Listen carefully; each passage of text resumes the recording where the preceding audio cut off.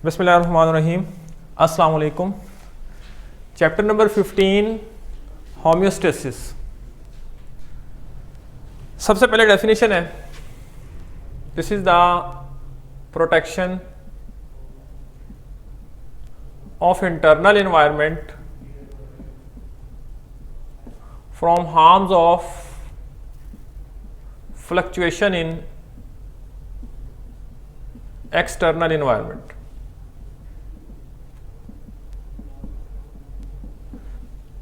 मैं इस डेफिनेशन पे बाद में आता हूं, पहले ये एक डायग्राम में ड्रॉ करने लगा हूं। इसी डायग्राम से आपको सारी चीज समझ आएगी।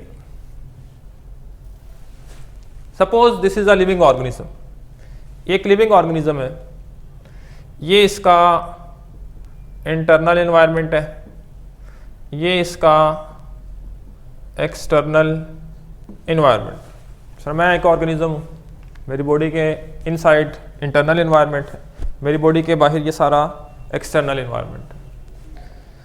अब ये जो एक्सटर्नल एनवायरनमेंट है, काफ़ी सारी फ्लक्चुएशंस इस एक्सटर्नल एनवायरनमेंट के अंदर हो रही है।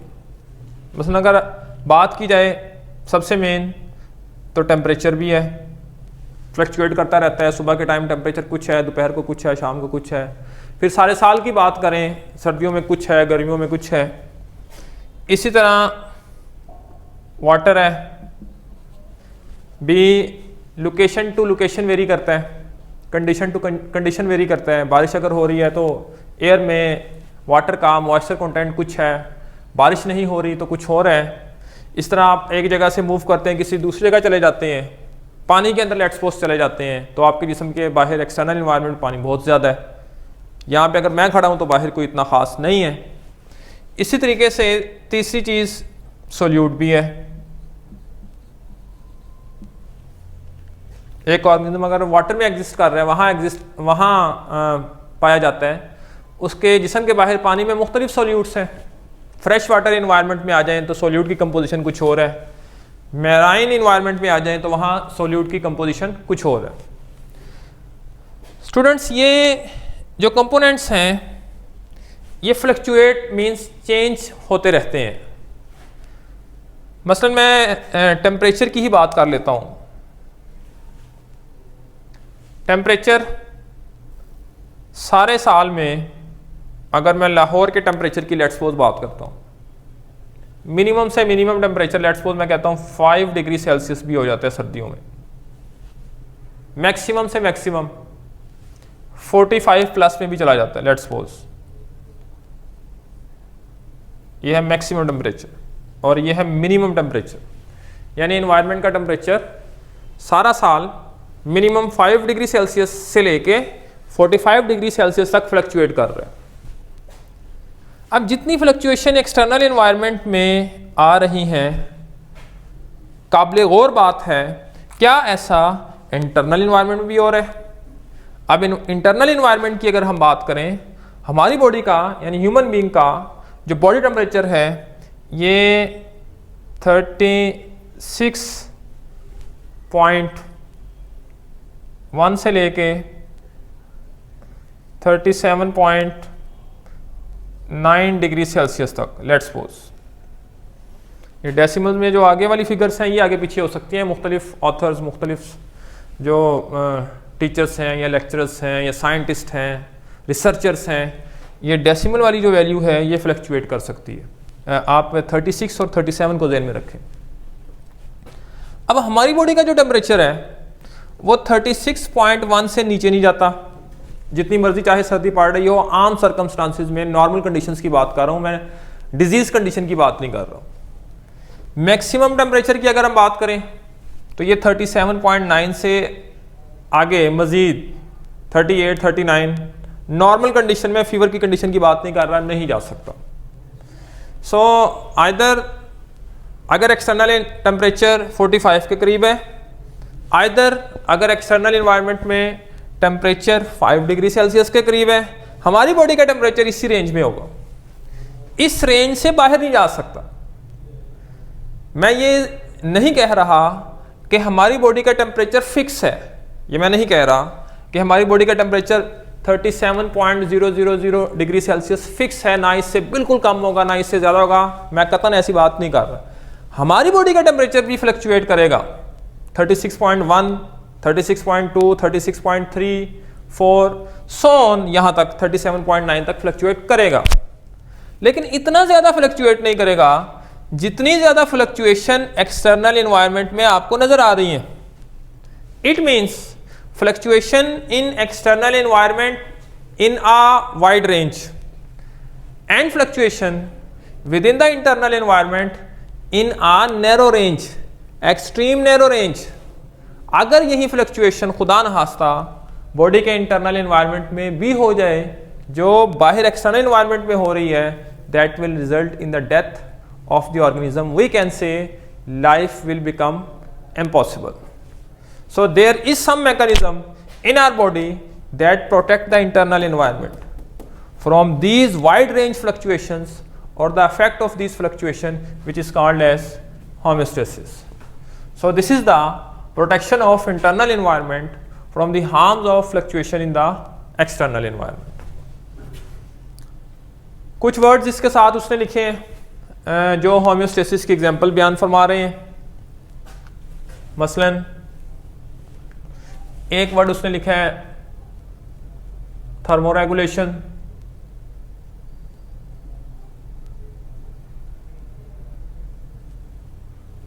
एक वर्ड है osmoregulation,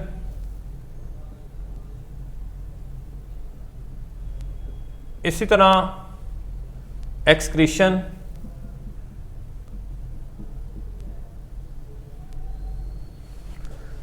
thermoregulation it is the maintenance of internal body temperature within tolerable range। वो tolerable range कौन सी है जो मैंने अभी डिस्कस की है वाली।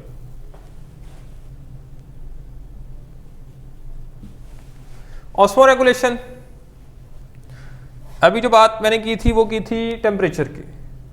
ऑस्मोरेगुलेशन की जब बात होती है तो इन दो चीज़ों की बात होती है, that is the solute and solvent. बिलफर्ज हमारी बॉडी में वाटर कम है, जितना वाटर हमारी बॉडी को चाहिए, सेल्स को चाहिए, बिलफर्ज उससे कम हो गया, क्या होगा? हाइपोथैलेमस है, ब्रेन का एक पार्ट है, ये आपको थर्स्ट मतलब प्यास लगवाएगा। पानी पिएंगे, बॉडी में जो वाटर का लेवल कम हुआ था पानी के पीने से वो लेवल अपने उस नॉर्मल लिमिट तक पहुंच जाएगा, रेंज तक पहुंच जाएगा जो हमें रिक्वायर्ड है। बिलफर्स आपने पानी जितना पीना था आपने पानी उससे ज़्यादा पी लिया। फॉर एग्जांपल हमें 1 गिलास पानी चाहिए था, आपने 2 गिलास पी लिए, 3 गिलास पी लिए, पानी का लेवल आपने रिक्वायर्ड रेंज से, रिक्वायरमेंट से ज़्यादा पी लिया। अब क्या होगा? अब जिस्म में पानी ज़्यादा हो गया, अब क्या होगा? अब जो एक्स्ट्रा वाटर है बॉडी उसको थ्रू द यूरिन जिस्म से बाहर निकालना शुरू कर देगी। इसी तरह कोई और सोल्यूट है, आपको चाहिए था, आपने लिया, बिलफर्ज अगर आपको जितना चाहिए था उतना ले लिया तो ठीक है, लेकिन आपको वो सोल्यूट जितना चाहिए था आपने उससे ज़्यादा ले लिया, वो सोल्यूट भी आपकी बॉडी से बाहर निकल सकता है। जिस तरह वाटर पहले यूरिन के थ्रू निकले इस तरह सोल्यूट भी निकलेगा। यानी मेरी सारी बात का जो मेन मरकज़ है वो ये है कि किसी भी चीज़ को बॉडी के अंदर एक रेंज से बाहर नहीं रखा जा सकता। Everything either this is a solute, either this is a solvent, either this is a temperature, either even this is some ion, everything is kept within a narrow range. उस range से बाहर वो चीज़ body के लिए फ़ायदेमंद नहीं है। Even कि वो चीज़ बजाते खुद बॉडी के लिए फ़ायदेमंद है। फॉर एग्जांपल ग्लूकोज, ब्लड के अंदर ग्लूकोज अगर अपनी एक नॉर्मल रेंज में है तो बॉडी के लिए फ़ायदेमंद है। ब्लड के अंदर अगर वो ग्लूकोज उस रेंज से कम है या उस रेंज से ज़्यादा है, दोनों सूरतों में ग्लूकोज बॉडी के लिए नुकसानदेह है। चाहे ग्लूकोज बॉडी के लिए बेनिफिशियल है लेकिन रेंज से बाहर हार्मफुल है। So that's why osmoregulation it is the gain and loss of solute and solvent by an organism with external environment. हम सॉल्यूट का सॉल्वेंट का गेन भी करते हैं, हम इसका लॉस भी करते हैं। क्यों करते हैं? ताकि हम इस सॉल्यूट की और सॉल्वेंट की जो रेंज है वो बॉडी में मेंटेन कर सकें, and this is called as osmoregulation. Excretion, this is the removal of metabolic waste, metabolic especially nitrogenous waste from the body is called as excretion। अब excretion है, osmoregulation है, thermoregulation है, तीनों में आपको ये चीज़ नजर आई। होम्योस्टेसिस, बॉडी में नाइट्रोजनस वेस्ट एक हद तक, ब्लड के अंदर एक हद तक टॉलरेबल थे, जैसे ही थोड़े से ज़्यादा हुए, ओवर हुए, बॉडी ने बाहर निकाल दिए। ऑस्मोरेगुलेशन, बॉडी में सोल्यूट या सॉल्वेंट कम हुआ, आपने गेन कर लिया। अगर आपने ज़्यादा गेन कर लिया, ओवर हो गया, आपने उसको बाहर निकाल दिया, that is a loss. This is osmoregulation. Thermoregulation, temperature body का बाहर एक्सटर्नल एनवायरनमेंट का बढ़ा, लेकिन जितना बाहर बढ़ा उतना आपकी बॉडी का इंक्रीज नहीं हुआ। अगर इतना टेम्परेचर बाहर इंक्रीज हुआ है तो आपकी बॉडी ने सिर्फ इतना इंक्रीज किया। So what is this? Everything, every function, every component is kept within the narrow range which is called as homeostasis.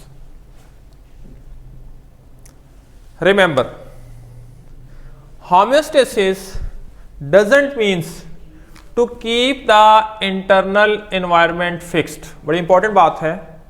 Homeostasis का कतई ये मतलब नहीं है कि इंटरनल एनवायरनमेंट को फिक्स रखा जाए, बल्कि इसका मतलब है fluctuation, to fluctuate within narrow range. अगर फिक्स होगा ना तो बॉडी को नुकसान होगा, अगर फ्लक्चुएट करेगा within the narrow range जो कि करते हैं, फायदा होगा। Fluctuation within the narrow range is very important for the organism adaptation to the environment. अगर ऑर्गेनिज्म ने एनवायरनमेंट को अडॉप्ट करना है तो उसके लिए फ्लक्चुएशन का नैरो रेंज में होना जरूरी है, क्योंकि fluctuation within the narrow range is the basic and first component to adopt the versatile terrestrial और इवन द मैरीन एनवायरनमेंट।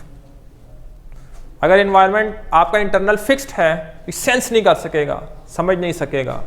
इसलिए एक लाइन बड़ी इंपॉर्टेंट आपकी बुक ने जो इस पेज, फर्स्ट पेज के लास्ट पे और सेकंड पेज के शुरू में लिखी है, वो यही है कि this fluctuation within the narrow range is very important for the organism adaptation to the external environment. ये भी याद रखिएगा,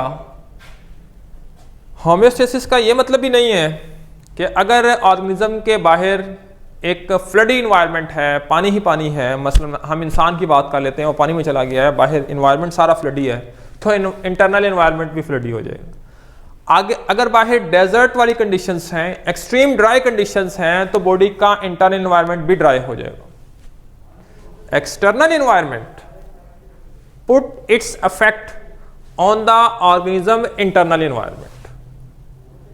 एक्सटर्नल एनवायरनमेंट जानदार के इंटरनल एनवायरनमेंट के ऊपर अफेक्ट करेगा, लेकिन इस तरह से अफेक्ट नहीं करेगा जैसा कि एक्सटर्नल एनवायरनमेंट जिस कंडीशन में, जिस एक्सट्रीम वाइड रेंज में बाहर फ्लक्चुएट कर रहा है, ऐसे ही अंदर करेगा, ऐसा नहीं है। Again there will be the fluctuation in the internal environment corresponding to the external environment, but again within the narrow range. अब बात करते हैं होम्योस्टेसिस कैसे ऑपरेट होता है। तो यहाँ दो बातें हैं, एक है सेल लेवल पे और दूसरी बात है ऑर्गेनिज्म लेवल।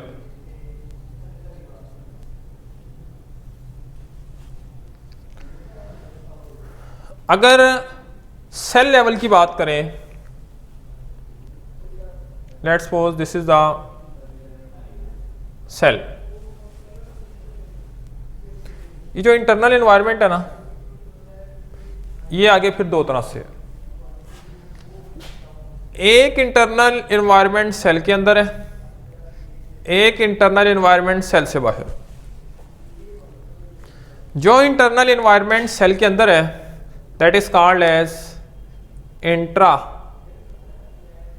सेलुलर एनवायरनमेंट, और जो सेल से बाहर है that is the extracellular environment. जो एक्स्ट्रा सेलुलर एनवायरनमेंट है ये फिर आगे दो तरह से है।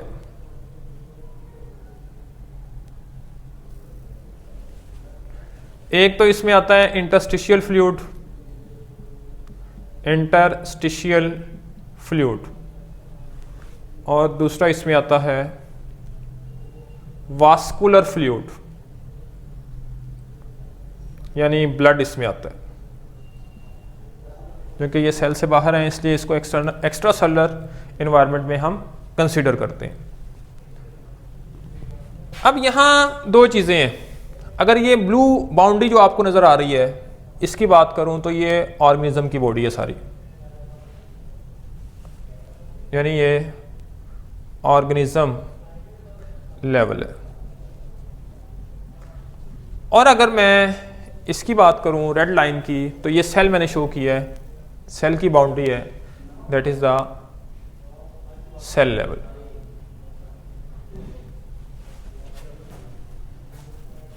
अब सेल लेवल पे एक कंट्रोल सिस्टम है जो होम्योस्टेसिस का बायस बनता है, एक ऑर्गेनिज्म लेवल पे कंट्रोल सिस्टम है जो होम्योस्टेसिस का बायस बनता है। यहाँ जो डिस्कशन हमारी होगी स्पेसिफिकली वो होगी ऑर्गेनिज्म लेवल पे। सेल लेवल पे जो कंट्रोल सिस्टम है, जो सेलुलर लेवल पे चीज़ों को कंट्रोल करता है, फ्लक्चुएशंस को नैरो रेंज में रखने का बायस बनता है, remember this is the cell membrane. So this cell membrane is responsible to keep the fluctuations all within the narrow range taking place within the cell। इसकी अब बात होगी सारी इन डिटेल कि ऑर्गेनिज्म लेवल पे जो कंट्रोल सिस्टम है ये ऑर्गेनिज्म लेवल पे किस तरह फ्लक्चुएशंस को विद इन नैरो रेंज रखते हैं। So control system at organism level, तीन चीजें हैं। एक इसमें वर्ड है रिसेप्टर, दूसरा वर्ड है control centre,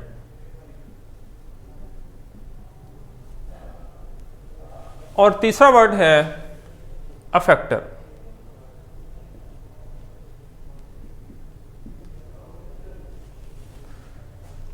receptor which receive the stimulus, कोई भी ऐसा स्ट्रक्चर जो स्टिमुलस को रिसीव करता है रिसेप्टर कहलाता है। अफेक्टर विच गिव रिस्पॉन्स, और इन दोनों के दरमियान मतलब जो स्टिमुलस को रिसीव करता है और रिस्पॉन्स को अफेक्टर्स की तरफ फॉरवर्ड करता है, that is the control centre. Most probably this is the CNS और द ब्रेन। अब इस सारे कंपोनेंट्स को समझने के लिए मैं एक एग्जांपल दिया करता हूं। लेट्स सपोज आप एक जगह पे बैठे थे, एनवायरनमेंट टेम्परेचर ठीक था, आप बाहर जाते हैं, जैसे ही बाहर जाते हैं धूप पड़ती है आपकी बॉडी में, जब रेडिएशंस पड़ती हैं, सनलाइट पड़ती है आपकी बॉडी में, बॉडी पे, स्किन पे, there are the thermoreceptor in your skin. अब these thermoreceptor in the skin, they receive the radiation which is the stimulus. Then these thermoreceptor forward this stimulus towards the control center which is the brain.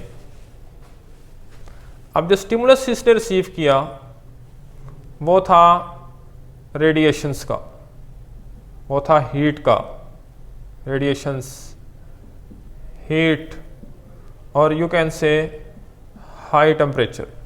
ये stimulus हमारी skin में थर्मोरिसेप्टर्स ने receive किया और अब आगे brain के पास message चला गया.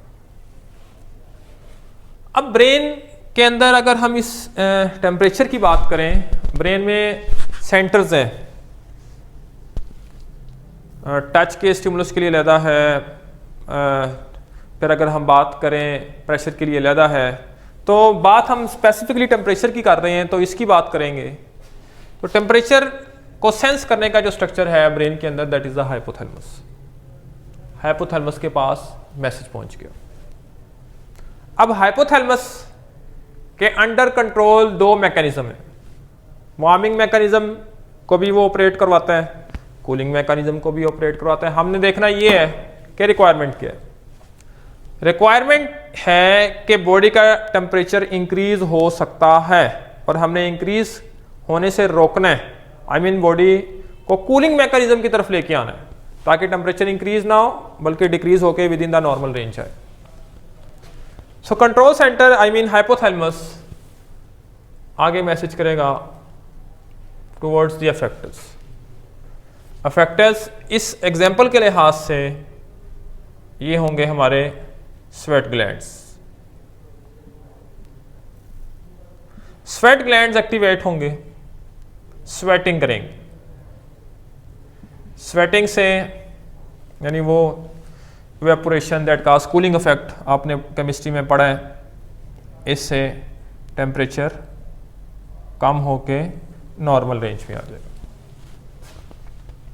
सो आपने ये देखा कि पूरी बॉडी के लेवल पे जो चेंज आया है वो एक सेलुलर लेवल पे नहीं आया, वो पूरी ऑर्गेनिज्म के लेवल पे ये सारा प्रोसीजर अप्लाई हुआ. पहले रिसेप्टर थे, उन्होंने हीट को रिसीव किया, आगे कंट्रोल सेंटर था, ब्रेन था, उसको मैसेज फॉरवर्ड किया, ब्रेन ने उस पर ऑपरेट किया, काम किया, और जो भी रेलिवेंट मैसेज था वो इफेक्टर्स को आगे दिया. इफेक्टर्स ने आगे फंक्शनिंग परफॉर्म की, स्वेटिंग की, टेम्परेचर कम होके within the normal range आ गया. अब यहां एक वर्ड आता है फीडबैक मैकेनिज्म.